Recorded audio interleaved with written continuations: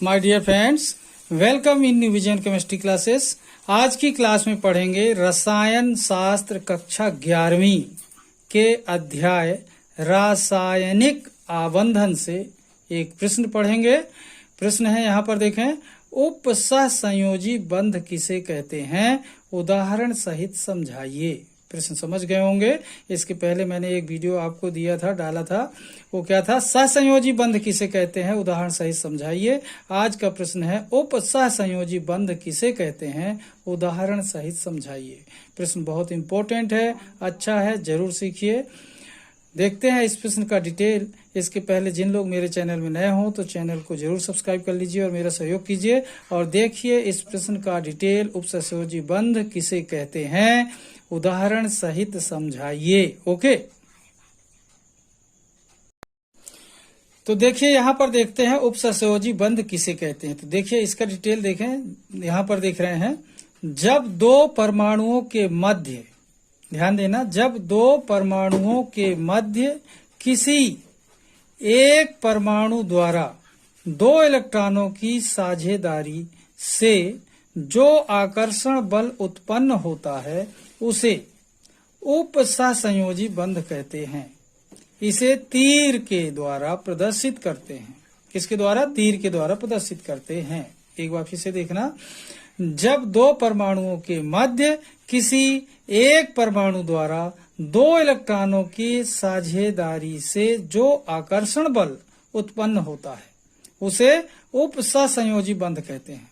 इसे तीर के द्वारा प्रदर्शित करते हैं। ध्यान रखना, कहने का मतलब क्या हुआ कि दो परमाणुओं के मध्य क्या हो, इलेक्ट्रॉनों की साझेदारी, लेकिन दोनों इलेक्ट्रॉन किसके हो, किसी एक परमाणु के हो जब, तो बनने वाला बंध कहलाता है उपसहसंयोजी बंध, और इसे तीर के द्वारा प्रदर्शित करते हैं।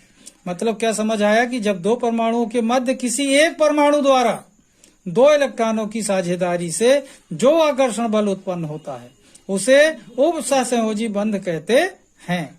इसे तीर के द्वारा प्रदर्शित करते हैं। ध्यान रखना, किसके द्वारा प्रदर्शित करते हैं, तीर के द्वारा। ठीक है, अब देखते हैं उपसहसंयोजी बंध का उदाहरण। वीडियो में बने रहिए, ठीक है।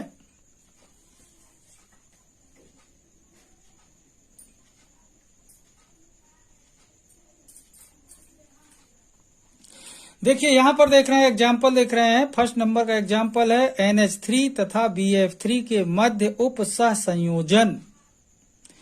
NH3 मतलब अमोनिया, BF3 मतलब बोरान ट्राइफ्लोराइड के मध्य उपसहसंयोजन। ध्यान देना, तो यहाँ पर देखें NH3, यहाँ पर नाइट्रोजन सेंटर में है, H तीनों कोवेलेंट बॉन्ड सहसंयोजी बंध के द्वारा जुड़े हुए हैं। क्या है ये? अमोनिया है। अब अमोनिया में नाइट्रोजन के पास एक लोन पेयर, एक जोड़ी इलेक्ट्रॉन फ्री बचे रहते हैं, और ये फ्री इलेक्ट्रॉन जो होते हैं ये किसी को दान कर सकता है। तो वही यहाँ पर दिखाया जा रहा है। यहाँ पर देखना, बोरान ट्राइफ्लोराइड। बोरान ट्राइफ्लोराइड में बोरान सेंटर में है और 3 फ्लोरीन जो है तो सहसंयोजी बंध के द्वारा जुड़े हैं। ठीक है, तो ये आपस में एक दूसरे से संयोजन करते हैं। तो संयोजन करते हैं तो अमोनिया का नाइट्रोजन बोरान को एक जोड़ी इलेक्ट्रॉन दान करता है। ध्यान दें, मतलब ये अमोनिया है, ये एक जोड़ी इलेक्ट्रॉन इसको दान करता है। ये जो डॉट बने हैं इलेक्ट्रॉन है, तो इनको क्या करता है, ये बोरान को दान करता है।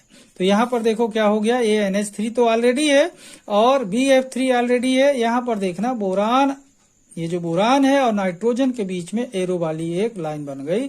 यहाँ पर अपन ने देखा था परिभाषा में कि उपसहसंयोजी बंध को तीर के द्वारा प्रदर्शित करते हैं। तो ये जो तीर बना नाइट्रोजन और बोरान के बीच में, ये उपसहसंयोजी बंध है। इसमें देखें, तीर जो है तो यहाँ पर ये जो पीछे है ये पूंछ है और इसका क्या है, ये सिर है। तो जो पीछे है पूंछ होती है, ये कहलाता है जिसने इलेक्ट्रॉन दान किया उसकी तरफ होती है, और इसका जो सिर है उसके तरफ होती है जिसने इलेक्ट्रॉन ग्रहण किया। मतलब इससे क्या पता चलता है कि नाइट्रोजन ने इलेक्ट्रॉन दिया है किसको, बोरान को।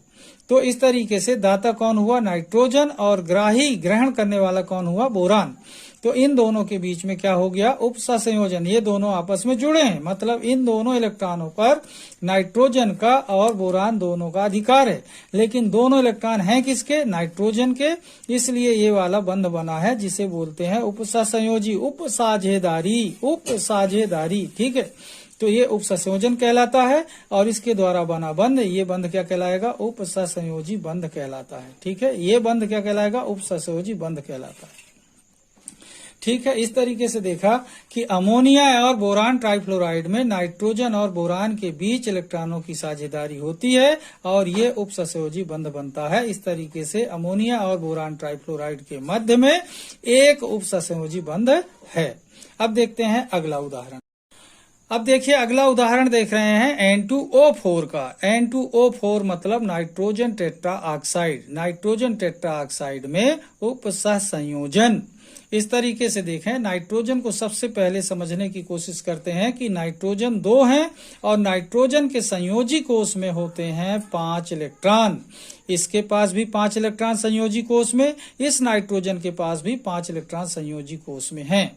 अब यहाँ पर देखें, सबसे पहले ये दोनों नाइट्रोजन एक एक इलेक्ट्रॉन साझा करते हैं और यहाँ पर सहसंयोजी बंध बना लेते हैं दोनों आपस में मिलकर। ठीक है, तो यहाँ पर देखें, इसका एक इलेक्ट्रॉन खत्म हो गया, इसका एक इलेक्ट्रॉन खत्म हो गया इस बंध को बनाने में।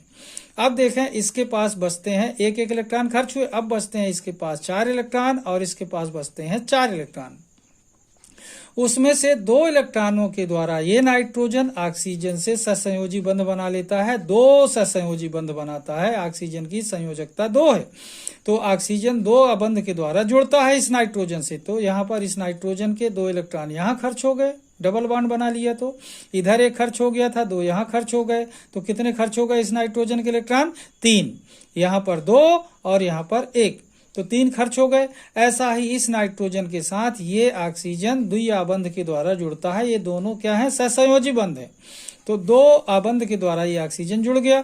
तो इस नाइट्रोजन के भी 3 इलेक्ट्रॉन खर्च हो गए, 2 यहाँ पर और 1 यहाँ। तो इसके भी 3 खर्च हो गए, इसके भी 3 खर्च हो गए। होते कितने हैं? 5 5 5 में से इसके पास 2 बच्चे हैं, इसके पास भी 2 बच्चे हैं।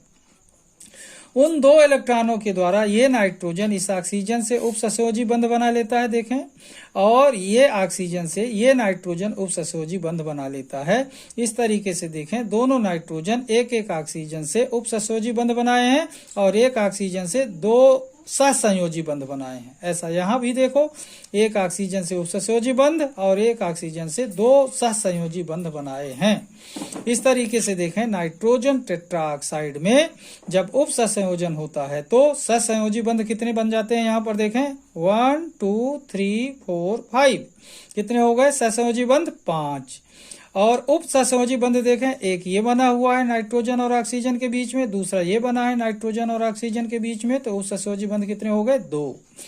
इस तरीके से देखें आप कि उप सहसंयोजन किस तरीके का होता है। ठीक है, तो आपने देखा कि उपसंयोजी बंध मतलब कोऑर्डिनेट बॉन्ड किसे कहते हैं। कोऑर्डिनेट बॉन्ड क्या है, इसके एग्जाम्पल्स, परिभाषा आपने देखा। बहुत आसानी से ये समझ आ जाएगा, बहुत सरल तरीके से मैंने समझाया है, तो समझने की कोशिश करना, वीडियो पूरा देखना। इम्पोर्टेंट प्रश्न है। तो जिन व्यक्तियों को ये मेरा वीडियो पसंद आए, मैं ऐसा कुछ नहीं कहता कि सब लोग लाइक कीजिए, लेकिन जिन्हें पसंद आए तो वीडियो को जरूर लाइक कीजिए, शेयर कीजिए और चैनल को जरूर सब्सक्राइब कीजिए और मेरा सहयोग कीजिए। तब तक के लिए धन्यवाद। जय हिंद, जय भारत।